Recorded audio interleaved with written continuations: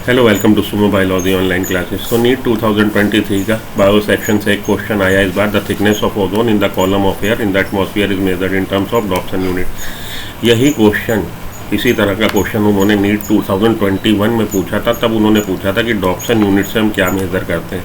इस बार पूछा है कि thickness of ozone in air column, उसको हम लोग किस यूनिट से मेज़र करते हैं। और नीट 2021 में पूछा था Dobson unit are used to measure thickness of, आपका आंसर हो जाएगा ओजोन।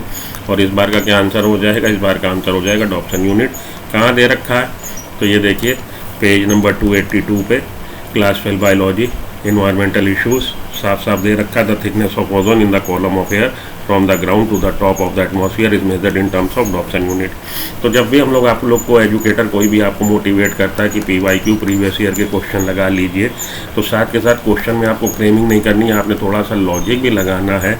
क्योंकि क्वेश्चन को इन अदर वर्ड्स भी ज़रूरी नहीं सेम लैंग्वेज आपको मिले, तो आपको थोड़ा ट्विस्टेड फॉर्म में भी पूछा जा सकता है। जैसे कि ग्लाइकोलिसिस आप देखेंगे, इन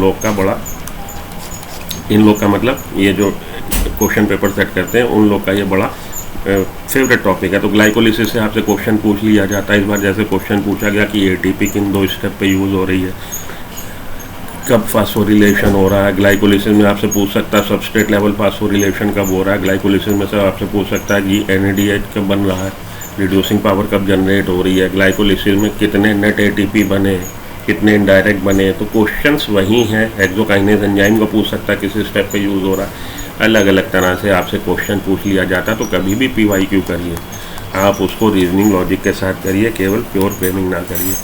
साथ में अपना लॉजिक लगाइए। आप ये सोच के देखिए कि ये टॉपिक मैंने आपको दिया, जैसे ग्लाइकोलिसिस में आपसे कहूँ कि क्वेश्चन सेट कर दो स्टूडेंट्स के लिए, आप कहाँ से क्वेश्चन फ्रेम करेंगे। थोड़ा इस लॉजिक के साथ जब आप इस तरह की अप्रोच रखेंगे, आपकी रीजनिंग बढ़ेगी, आपकी लॉजिकल आपको अप्रोच होगी और आपको चीज़ें ज़्यादा बेटर तरह से याद हो जाएंगी। तो थोड़ा सा अपनी स्ट्रेटजी में चेंज लाइए। अगर आप इस बार बॉर्डर के इधर रह गए हो तो, अगर तो बॉर्डर के उधर निकल गए, सिलेक्शन हो गया, बहुत बढ़िया। जो बॉर्डर के इधर है, थोड़ा सा स्ट्रेटजी में अपनी चेंज लाइए। थोड़ा सा अपने, क्योंकि होता क्या है भाई, पहले साल तो कोई बिरला ही निकलता है, सेकंड टाइम रिपीटर या थर्ड टाइम रिपीटर के सबसे अच्छा चांसेस होते हैं। लेकिन अगर आप वही चीज़ उसी तरह से आप अप्रोच करोगे तो गड़बड़ है ना। आपको कुछ तो कहीं पे कुछ मिसिंग है, जो आपको एक्स्ट्रा एग ऐड करना है। आप इस तरह से कोशिश करके देखिए। जब भी पढ़िए ये सोचिए कि मैं एग्जामिनर हूँ, मैं क्वेश्चन पेपर सेट कर रहा हूँ स्टूडेंट के लिए। तो आप कहाँ से क्वेश्चन पूछेंगे? स्ट्रेट लाइनर थोड़ी ना पूछेंगे। 90 क्वेश्चंस में से आप 45 to 50 स्ट्रेट लाइनर देंगे, क्योंकि बच्चे को भी आपने समय 3 घंटे में 180 क्वेश्चन अटैम्प्ट करने हैं। तो बायो का क्वेश्चन ऐसा होना चाहिए कि विदिन 20 to 30 सेकेंड 90 में से 60-70 क्वेश्चन ऐसे होने चाहिए जो विदिन 20 सेकेंड्स हो जाए। और थोड़े से क्वेश्चन 20 to 30 जो सेग्रीगेट करेंगे एक एवरेज स्टूडेंट को, एक ब्रिलियंट स्टूडेंट को एवरेज स्टूडेंट से, जो वाकई डेडिकेटेड है, जिसने पूरे साल तैयारी करी और केवल NCERT को रट्टा नहीं मारा, उसने कॉन्सेप्ट समझा है। कॉन्सेप्ट समझ के आएंगे, फटाक से क्वेश्चन करेंगे। तो थोड़ा डेप्थ में पढ़ने की अपनी आदत डालिए, और उससे होगा क्या, आपको NCERT बोर भी नहीं लगेगी। वरना क्या, एक साल पढ़ लिया, कितनी बार पढ़ेंगे भाई, नींद आने लगती है। हाथ में उठाते ही नींद आने लगती है, अंदर से आवाज़ आती है कि यार इतने बार तो पढ़ा हुआ है, अब इसको पढ़ के क्या करें। थोड़ा सा अपनी स्ट्रेटजी में चेंज लाइए। वही दाल रोज़ खाएंगे, मज़ा नहीं आएगी। थोड़ा सा उसमें नमक मिर्चे का छौंका लगाइए।